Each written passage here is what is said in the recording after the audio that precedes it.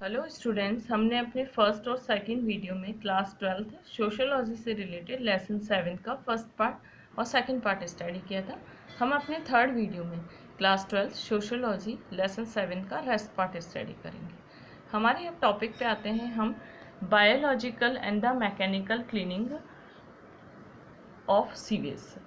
जो nectar mission है, nectar mission के हम ऑब्जेक्ट्स पढ़ रहे थे, एलिमेंट्स पढ़ रहे थे। तो उसमें वाटर सप्लाई एक एलिमेंट था और दूसरा एलिमेंट था biological and mechanical cleaning of sewage.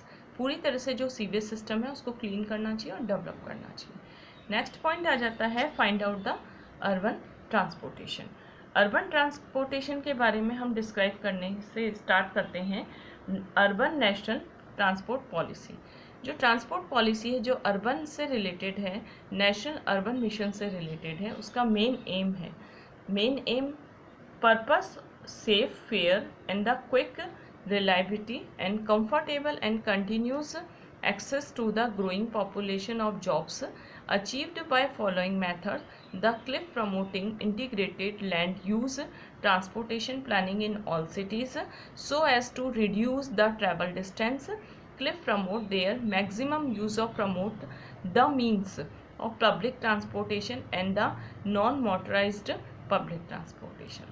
National urban transport policy का मेन ऑब्जेक्टिव क्या है? सबसे पहले सेफ और ट्रांसपोर्टेशन डेवलप करना, सेफ ट्रांसपोर्टेशन डेवलप करना और कंटिन्यूस ट्रांसपोर्टेशन डेवलप करना, कंफर्टेबल ट्रांसपोर्टेशन डेवलप करना, ताकि जो ग्रोइंग पॉपुलेशन, जो लगातार पॉपुलेशन बढ़ रही है, वो एक जगह से दूसरी जगह जा सके और डिस्टेंस को रिड्यूस किया जा सके। ये है हमारा नेशनल अर्बन ट्रांसपोर्ट पॉलिसी का मेन ऑब्जेक्ट। अब हम टॉपिक पे आ जाते हैं इमाइग्रेशन। इमाइग्रेशन थोड़ा हटके टॉपिक है स्टूडेंट। सबसे फर्स्ट है इमाइग्रेशन का मतलब क्या होता है? इमाइग्रेशन का मतलब होता है, ये एक सबसे पहले सोशल चेंजेस को इंडिकेटर करता है। इट मीन्स जब पर्सन एक जगह से दूसरी जगह जाता है तो बहुत सारे चेंजेस आते हैं सोसाइटी के बेस पे, तो उसे ये इंडिकेट करता है इमाइग्रेशन को। Immigration refers these parties who participate in transit in relation to the place where people leave from either place and are called immigration.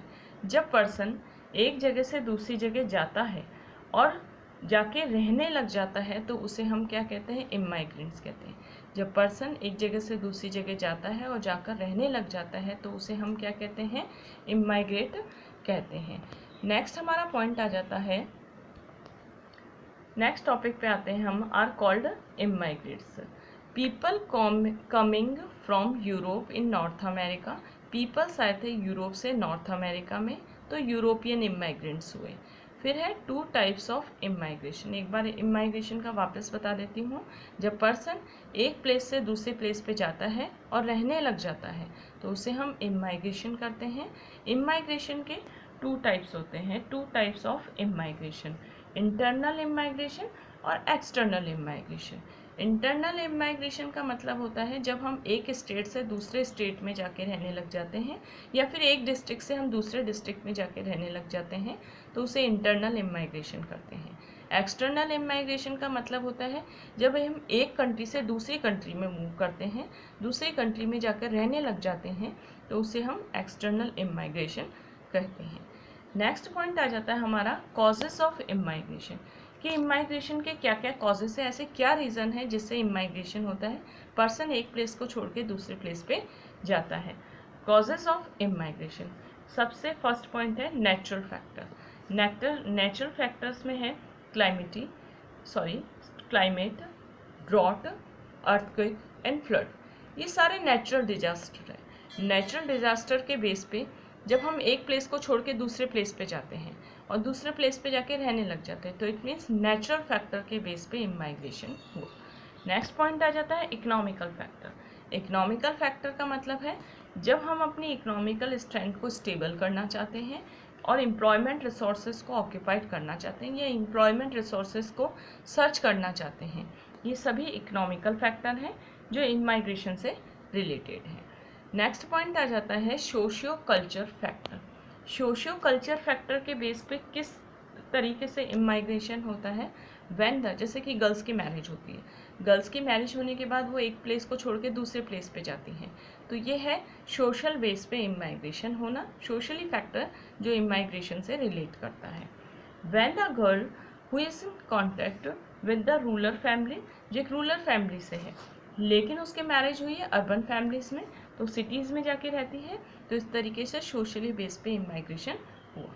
इसी तरीके से कल्चर बेस पे कैसे है, many Pilgrim centre, Pilgrim centre का मतलब होता है तीर्थ यात्रा, जो तीर्थ स्थल होते हैं हम उन्हें जो पिलग्रिम सेंटर कहते हैं। फॉर इमाइग्रेशन, इमाइग्रेशन जब हम एक प्लेस से दूसरे प्लेस पे जाते हैं तो क्या होता है, कल्चर बेस पे, इसमें पिलग्रिम सेंटर के ट्रैवल करने के लिए जाते हैं, तो वो कल्चर बेस पे इमाइग्रेशन हुआ। फिर है हमारा next topic, by the time of immigration, time के अकॉर्डिंग इमाइग्रेशन को अलग अलग पार्ट्स में डिवाइड किया गया है। फर्स्ट है pre historic immigration, cliff historic immigration, cliff historic immigration को भी अलग अलग पार्ट्स में डिवाइड किया गया, ancient periodic immigration, medieval immigration, modern immigration. It means अलग अलग ड्यूरेशन में जब पर्सन्स एक जगह से दूसरी जगह इमाइग्रेट हुए तो उसे हम टाइम बेस पे इमाइग्रेशन कहते हैं। जैसे एनिशियंट टाइम में सिविलाइजेशन डेवलप हुई, पर्सन्स एक सिविलाइजेशन को छोड़ के, एक जगह को छोड़ के दूसरी जगह डेवलप हुए, या मिडाइवल एज में रूलर्स एक जगह से दूसरी जगह पे आए। मॉडर्न में इट मीन्स लोग बाग जो इंडस्ट्रियल डेवलपमेंट के कारण एक जगह से दूसरी जगह आए, तो टाइम के अकॉर्डिंग इमाइग्रेशन हुआ। नेक्स्ट पॉइंट आ जाता है according to the period immigration, period के according immigration, it mean long term immigration. Long term immigration से मतलब होता है जब पर्सन, जैसे कि मैं अजमेर गई, मैं अजमेर जाने के बाद में मैं अजमेर में बहुत टाइम तक, बहुत सालों तक रहने लग गई, तो वो मेरा अजमेर में बहुत सालों तक रहना लॉन्ग टर्म इमाइग्रेशन है। लेकिन जब मैं अजमेर गई और अजमेर जाने के बाद में मैं थोड़े महीनों के बाद ही, या फिर कुछ मंथ के बाद ही, या फिर थोड़े दिनों के बाद ही मैं वापस लौट आई, तो इससे हो गया शॉर्ट टर्म इमाइग्रेशन, रहने के बाद में। डेली इमाइग्रेशन, हम जाते हैं और वापस आते हैं डे बाय डे, तो ये है डेली इमाइग्रेशन।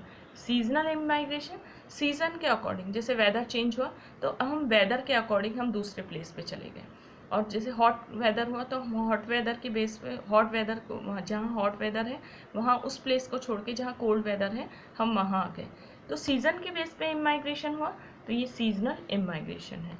नेक्स्ट पॉइंट आ जाता है size of immigration. Size of immigration में है लार्ज बेस पे भी इमाइग्रेशन होता है, प्लस माइनॉरिटी बेस पे भी इमाइग्रेशन होता है। लार्ज बेस पे इमाइग्रेशन का मतलब होता है बहुत सारे पीपल्स बल्क फॉर्म में एक जगह से दूसरी जगह गए, तो ये है large number of immigration.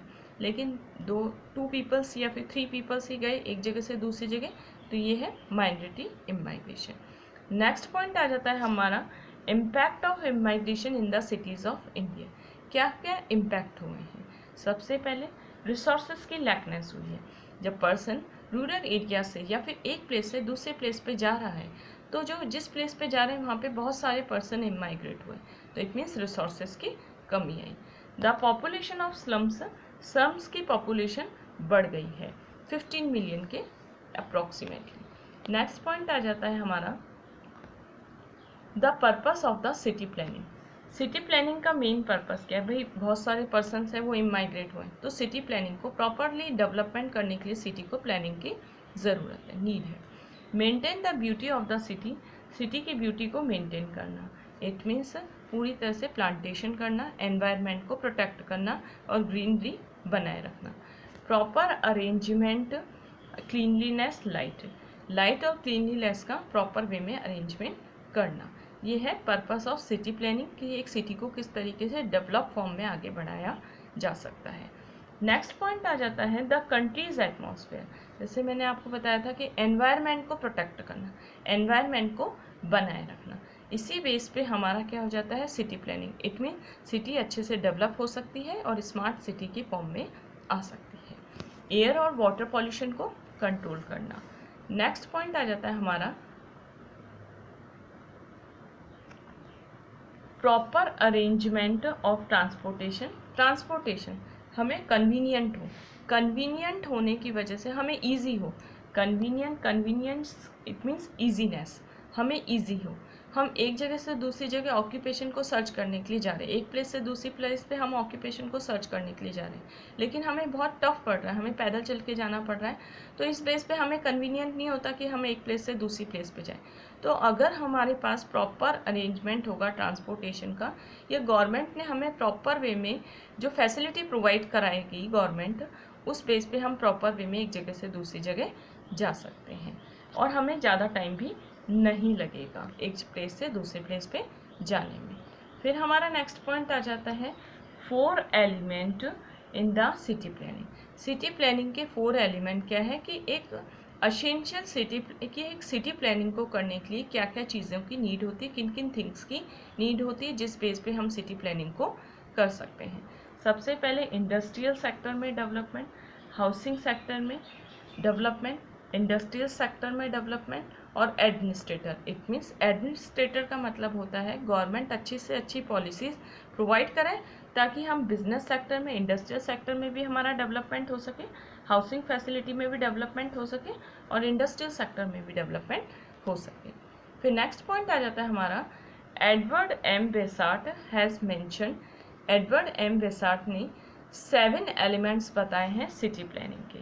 Roads, parks, place for buildings and public space, safe place and provincial district, public utility routes and smart routes, ये स्मॉल रोड्स, ये सभी essential elements 7 elements Edward M Vesart ने बताए हैं जिस base पे city planning को किया जा सकता है। नेक्स्ट हमारा पॉइंट आ जाता है प्रॉब्लम ऑफ हाउसिंग, कि हाउसिंग की क्या क्या प्रॉब्लम है। हाउसिंग की प्रॉब्लम कई बार होता है जो पूरेस्ट पर्सन होते हैं उनके पास रिसोर्सेज की कमी हो जाती है, फाइनेंस की कमी हो जाती है, ताकि वो लोग अच्छे से अच्छा जो सेफ सिक्योर हाउस नहीं ले सकते हैं। तो सबसे फर्स्ट पॉइंट आ जाता है हमारा lack of finance. Most of the people living in Indian are from middle class, lower middle class and who do not have access to finance resources। जो मोस्टली पीपल्स है मिडिल क्लास है और लोअरेस्ट middle class है, जो पूरी तरह से जिनके पास फाइनेंशियली रिसोर्सेज नहीं होते हैं, और जब फाइनेंशियली रिसोर्सेज नहीं हो सकते हैं तो वो अपनी हाउसिंग की प्रॉब्लम को सॉल्व नहीं कर सकते। नेक्स्ट पॉइंट आ जाता है लैक ऑफ लैंड। बड़े बड़े शहरों में लैंड की कमी है, इस बेस पे जो पुअरेस्ट पीपल्स हैं वो स्लम्स में रह रहे हैं। क्यों है ऐसी लैंड की कमी? क्योंकि कुछ पर्सन है, कुछ वेल्दियस्ट पर्सन हैं जिनके हाथ में पूरी तरह से लैंड की जो अथॉरिटी है वो है, आ गई है। नेक्स्ट पॉइंट आ जाता है high cost of building material, कि जो बिल्डिंग मटेरियल है वो बहुत हाई कॉस्ट पे मिलता है। इट मीन जो बिल्डिंग्स को बनाने का, इट मीन्स हाउस को बनाने के लिए जो सामान चाहिए होता है वो बहुत ही एक्सपेंसिव वे में मिलता है।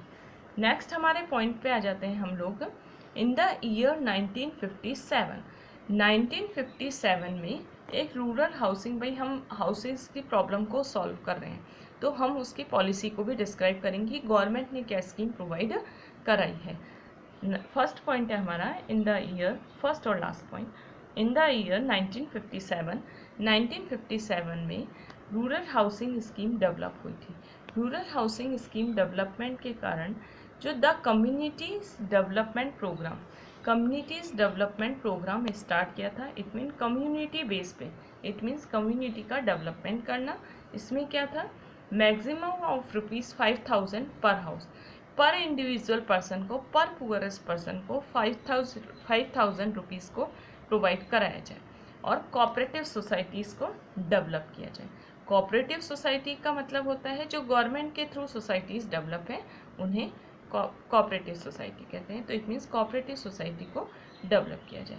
ये है हमारा रूरल हाउसिंग स्कीम और इन द ईयर जो 1957 में स्टार्ट हुई थी, कम्युनिटी के डेवलपमेंट से रिलेटेड। स्टूडेंट, तो अब हमारा लेसन 7 सोशियोलॉजी से रिलेटेड क्लास 12 का रेस्ट पार्ट और फाइनल पार्ट फिनिश हुआ है। स्टूडेंट्स, हमने इस लेसन में अर्बन सोसाइटी के चैलेंजेस के बारे में स्टडी किया था, चेंजेस के बारे में स्टडी किया था और डेवलपमेंट किस तरीके से होता है इसके बारे में स्टडी किया था। स्मार्ट सिटी प्रोग्राम के बारे में डिस्कस किया था, अटल मिशन, अमृत मिशन के बारे में डिस्कस किया था। इसके साथ हमारा ये लेसन फिनिश हुआ है जो क्लास 12 सोशियोलॉजी से रिलेट करता है।